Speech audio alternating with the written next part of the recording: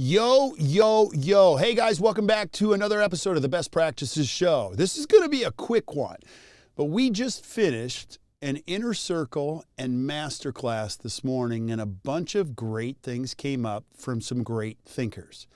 And I talked to Heather, one of our amazing coaches, and I'm like, we should shoot a podcast real quick on this. So today's podcast is a very important system to put in place in your practice around elegant handoffs and pit stops. Listen to it, put it in place. I promise you, it'll make your life better. Hope you enjoy the episode. We'll see you soon.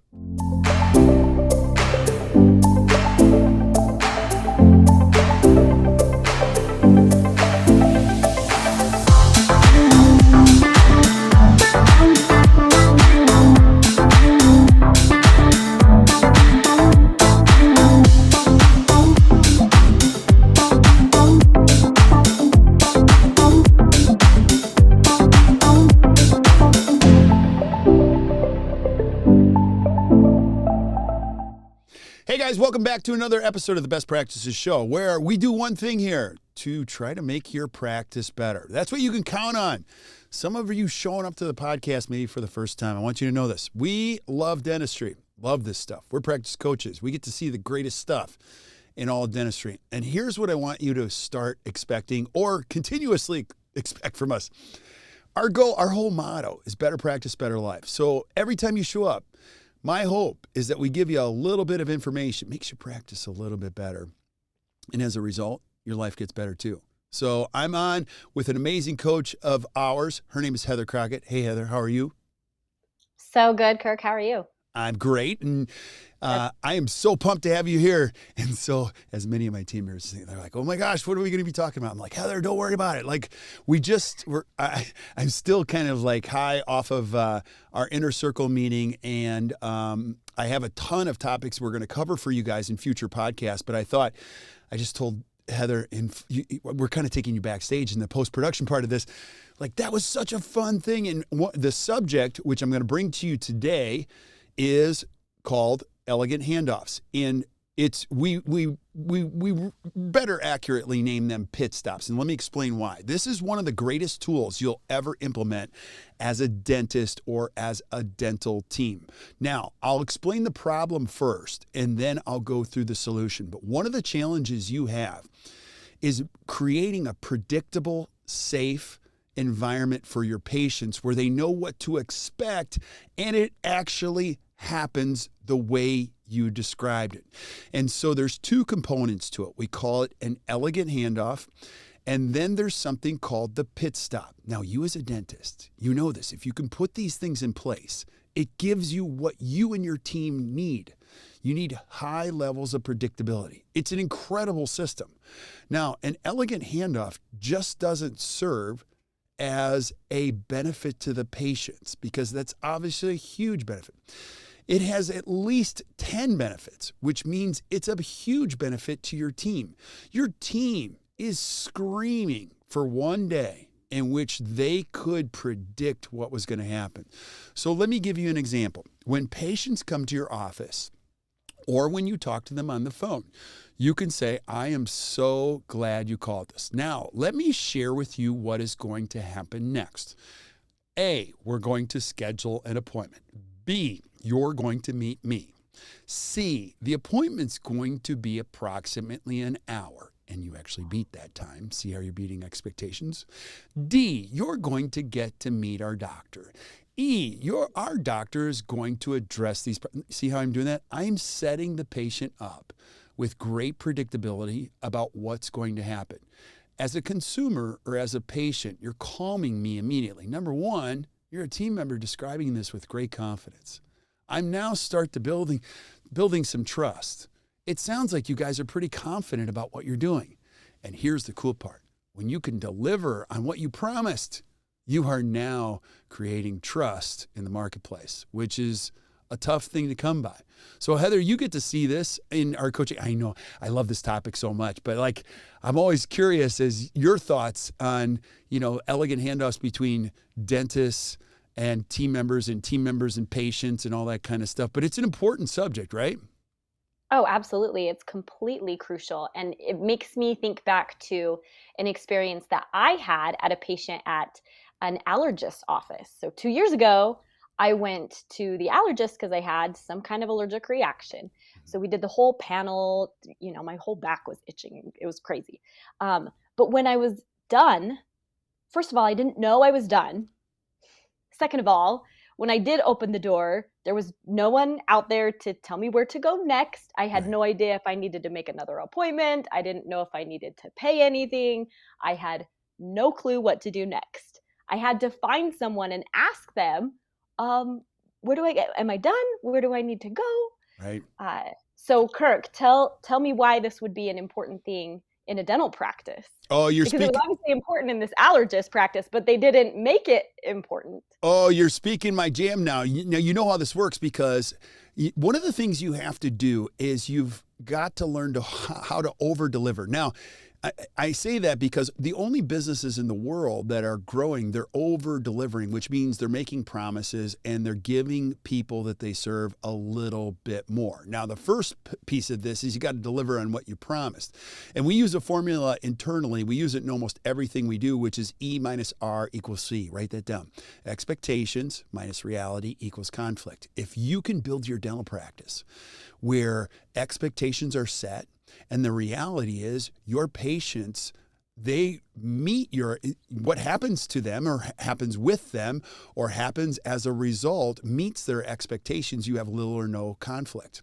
What's the challenge for most businesses, we have so many expectations, but the service or the experience provided is less than we expect. So the reality is much less. And so we are out of equity with the process.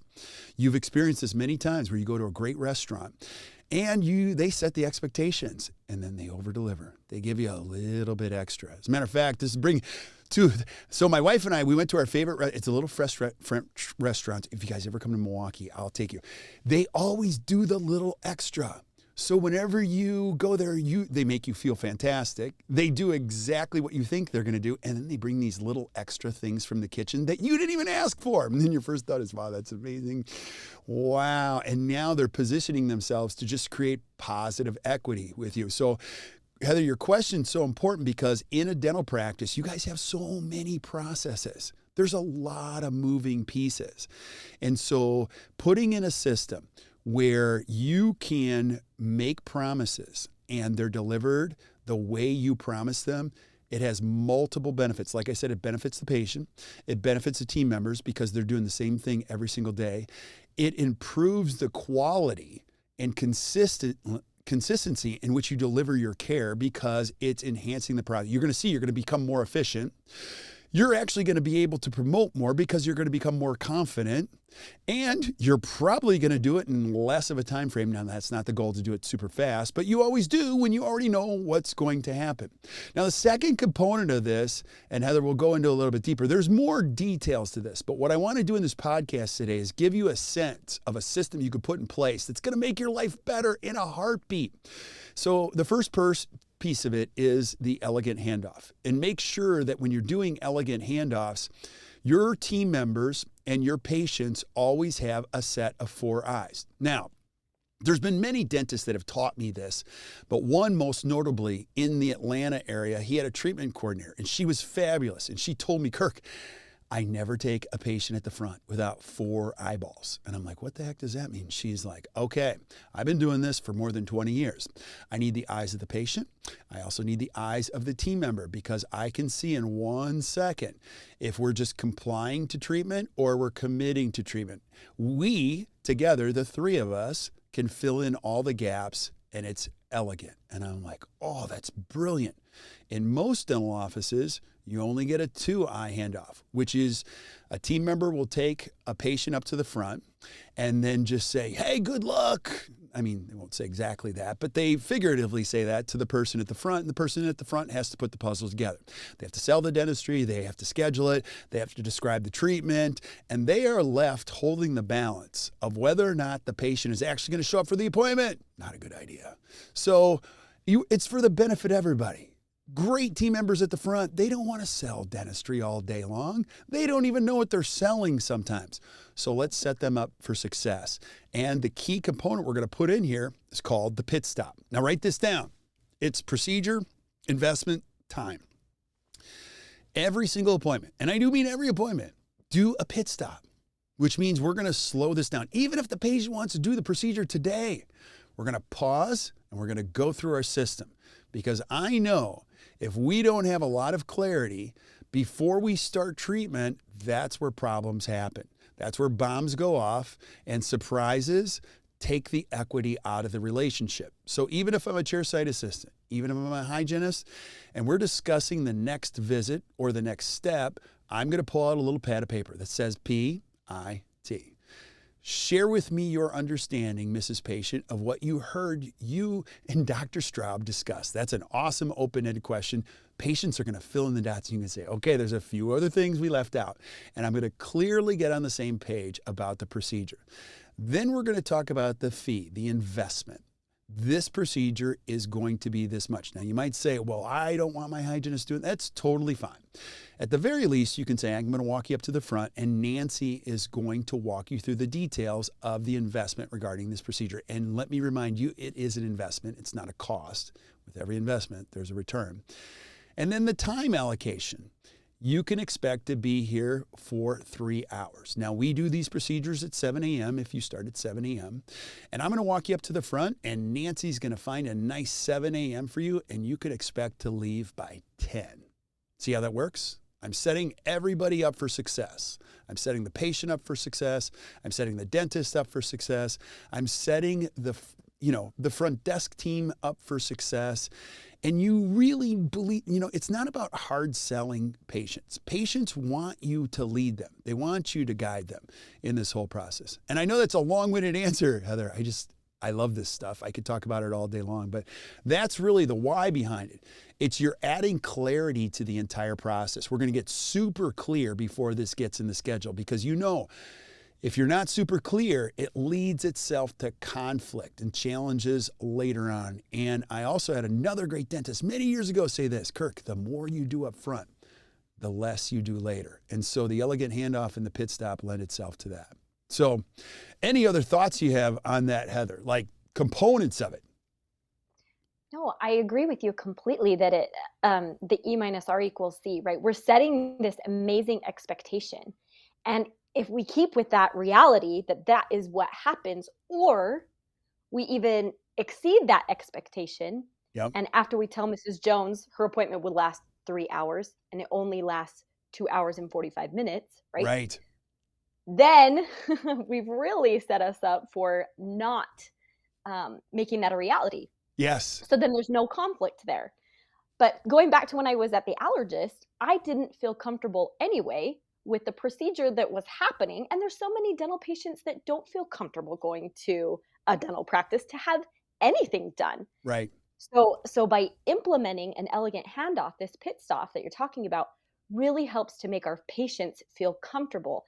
And then it propels them to refer the people that they care about, their family and their friends. Yeah, absolutely. You're bringing up a great point. So I'm going to piggyback on what you said, because remember, we want to exceed expectations. And what you just described is exactly what you can do. The first component of this is we've got to meet expectations. So in your office, get the system right, get the checklist right, repeat it over and over and over again. And I like the idea of you could shoot them on iPhone cameras, like this is our process, this is our elegant handoff. That way we're all doing it the same way. And your team members will find great joy in knowing what's going to happen and what they're going to. Now, the thing you can do is you can make promises and you can beat them. We under-promise and over-deliver. A big piece of this is the time element. You brought it up. It's brilliant. Most dentists go, yeah, that takes me about an hour. And every team member goes, oh, Lord, here we go again. Like, no. You can actually overcommit time and beat it. If you know it's going to be 3 hours, you might be okay saying it's going to be 3.5 hours. Don't worry about that, because the goal is to beat it. The worst thing to do is to say to a patient, this is going to take an hour, and they're going to be here for 2 hours. Don't do that. And so maybe a third component of it that you want to consider too is a time study. So if this isn't working, so if you put in the elegant handoff and you do the pit stop, and you're still not getting the results that you need, let's pull some data. And you can have your chairside assistants or your hygienist just gather some data on what you're promising and what's happening. And most often you're going to find the dentist is the biggest challenge there. But the other piece to it, there's another piece that we'll introduce, is asking great questions. And so we just did the inner circle session on this. I think this is another key piece. Dentists spend so much time. And you know, if you're listening, you get so excited about treatment. It's awesome. But you talk to patients over and over and over again that you just floor them with all of your information, and you can see they actually tune out. So when you put the system in place, don't try to tell them everything. Instead, get good at asking questions. A good distribution is this. You should be talking 80% of the time. And no, I'm sorry, that's wrong, because that's actually a podcast. You should be talking 20% of the time. Oh my gosh, it's in the afternoon. I'm actually illustrating what you shouldn't do. This podcast thing is way too much fun for me. You should be talking 20% of the time. Patients should be talking 80% of the time. That's when you know the magic has happened. Heck, I'll even take 50-50. But what that's going to require is that you learn to ask really great questions and enjoy the spaces. And dentists classically hate spaces. They hate spaces in conversation. They hate spaces in teeth. They hate spaces in schedules. Get really good at asking questions and living in the spaces. So let me review. I want to give you something valuable today. It's this. Build some elegant handoffs in your office. Like, take a look at your entire process from front to back. When a new patient calls your office, what are the steps that are involved? Checklist it all out, and then create elegant handoffs around your checklist. An important piece of the checklist is the PIT, which we call the pit stop. Make sure every patient gets a pit stop. You'll be happy you did. Your patients will be happy you did. Your team members will be happy you did. Your lab person will be happy you did. And you'll look back and go, wow, things are just getting a little bit better. And then one of the items I would add to your checklist around these processes is, let's find some good questions to ask. And let's just get good at asking questions, because again, the questions are the answers. So good stuff. Any last thoughts? Kirk, I want to. Oh yeah, I'm gonna add something to what you're saying here. Please. And this goes for the team members and for the patients as well. When we're implementing pit stop for the first time in your practice, it's going to feel sticky. It's going to feel clunky. It's going to feel a little bit weird. Role playing that first. Yes. In a team meeting will help set your team up for success. So it'll feel a little funny, but it will feel a lot better once they've practiced it a few times. Absolutely. That is a great point. Because we have in this brain of ours that, role playing is not fun. No, it is fun. And actually, I'll add a little fun layer to it. You be the patient, doctor, and just have some fun with your team. Get them to giggle a little bit, and you'll actually take the vantage point of the patient, and you'll go, wow, we really need to work on this. And your team members will appreciate it. And the other thing I would say, because what you said is true, Heather, it's brilliant. You know, you as a dentist, you don't understand that your team members don't often think about your practice as much as you do. You're looking at everything all day long. They don't think about it like that. It's a great place for them to work. They enjoy you. They enjoy being at the practice, but they don't think at it at the level of detail. Now, here's where you can help when you're experiencing it on the other side of the chair as a patient. And the role-playing thing that you mentioned, it's a great way to see where you can fill in the gaps and help your team become successful. So great stuff. Yeah. So, well, remember what Benjamin Franklin said, right? Like, what? Tell me and I forget.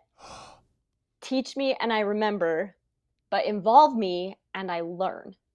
And that goes for the team members and for your patients. And I think that it screams, in this pit stop thing here, if you involve the patient in that elegant handoff, they will learn something, right? Yep. Especially when you're doing handoff, I'm going to go to the mini handoffs, yep. From hygienist to doctor, right? Involving the patient in that process in every single handoff within the office, they will learn something. They won't just forget, they'll learn something, and then they'll own it, and you'll find that even your cancellations go down. Bam. That is absolutely true. Absolutely true. Don't tell your team. Involve them. You'll love it. They'll love it. So hope that was helpful today. Just wanted to give you a quick piece of advice fresh off of an inner circle meeting that was just full of a lot of energy. We have some incredible doctors in there, and we had a great masterclass this morning. And as always, like I said at the very beginning, our goal, our mission here at this podcast and what we are up to, our hope is that every time you open this up and you listen to a show, it adds a little value to your practice and your life, and it makes it all that much better. Dentistry is the greatest profession ever. I believe that, and I want your team to believe that. So keep joining us, keep showing up. And if you guys want to join our study club, you can reach out to us. We have a To the Top study club. We meet every quarter. It is awesome. I don't even know what's going to happen. It's just fun stuff. And I get to learn from some of the other best docs in the country. And if you're struggling, you need help in your practice, reach out. We are here to help you. Don't try to figure this stuff out on your own. That's what we do. actdental.com. Check it out. You guys have a great day. We'll see you soon.